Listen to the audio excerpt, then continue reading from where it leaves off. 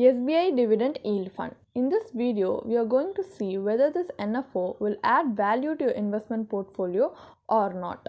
Hi, welcome to holisticinvestment.in. We help individual investors like you to make right financial and investment decisions to reach your financial goals smarter and faster. Now let us dive into the video. Now let's see what is actually a dividend yield mutual fund. When you invest in an equity mutual fund like a sectoral IT fund, it will invest your money across stocks of multiple IT companies. A dividend yield fund is also a type of equity fund where investment is made in the stock of companies that regularly declare dividends. As a company can declare dividends if it's making healthy profits, dividend yield mutual funds only invest in companies with strong financials and excellent cash flow. Most dividend yield funds generally invest about 75% to 80% of their capital in high dividend companies. The rest is invested in stocks that the fund manager believes have high returns potential. This NFO fund opens on 20th February 2023 and closes on 6th March 2023.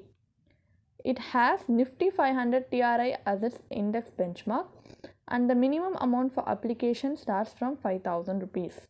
There are no entry load charges in this fund, and the monthly SIP amount you can contribute as 1,000 rupees, and the fund manager for this fund is Mr. Mohit Jain. The main investment objective of this company is to provide investors with opportunities for long-term growth in capital appreciation or dividend by investing predominantly in a well-diversified portfolio of equity and equity-related investment instruments of dividend-yielding companies. Its investment strategy is to provide diversified allocation in equity instruments of dividend-yielding companies and also to identify and invest in stocks that offer regular dividends to the investors. Now let's look at some of the advantages of investing in this NFO fund.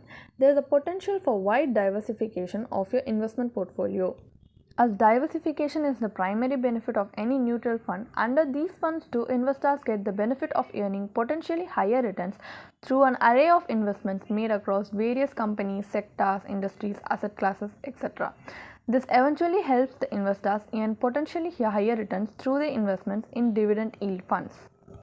It aligns with your long-term financial goals, and there is also lower risk compared to investing in an individual high dividend yield stocks or instruments. Because most of the dividend yielding instruments are cash-rich companies having a sound business model and proven track records. Hence, the risk of investments in these underlying business investments is further reduced. As dividend yield funds typically have lower risk and more or less regular returns potential, this makes them ideal for new investors having a lower risk appetite and limited experience. And it also has potential for gaining capital appreciation in the long run. Now let's look at some of the disadvantages of investing in this fund. The fund management style for this fund is unknown because there is no proven track record as it's new NFO fund. And we cannot analyze the performance and take calculated risk. So we have no clear idea about the stocks to be selected, and we don't know what kind of portfolio it's going to build through those stocks. So it's risky since we cannot analyze the stocks inside the portfolio. So whatever risk we are going to take, it's only going to be a blind risk. We cannot take any calculated risk here. So the returns are also subject to market risk as any other equity related instruments, and they are not guaranteed.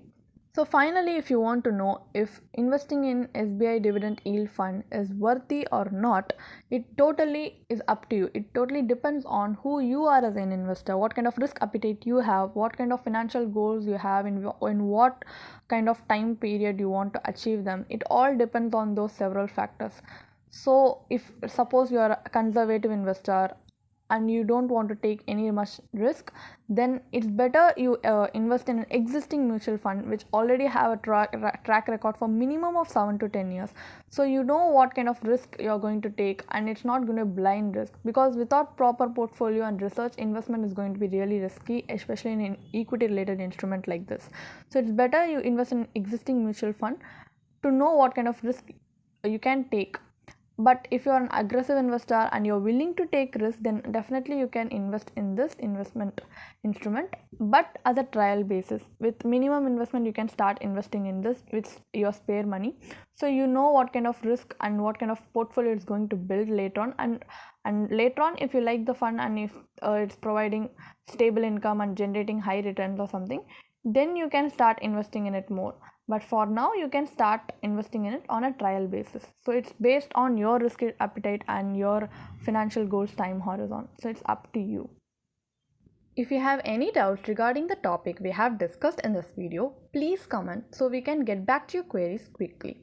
Also, if you have any doubts regarding mutual funds or any insurance policy in general, then you can always book a complimentary financial consultation with one of our financial planners to discuss about it, and the link is in the description to book your appointment with us. And if you want to gain more knowledge regarding financial investments and personal finance in general, we also regularly conduct live webinars for which also you can register by clicking the link in the description. Also, if you like our content, please like, share and subscribe to our YouTube channel. Thank you.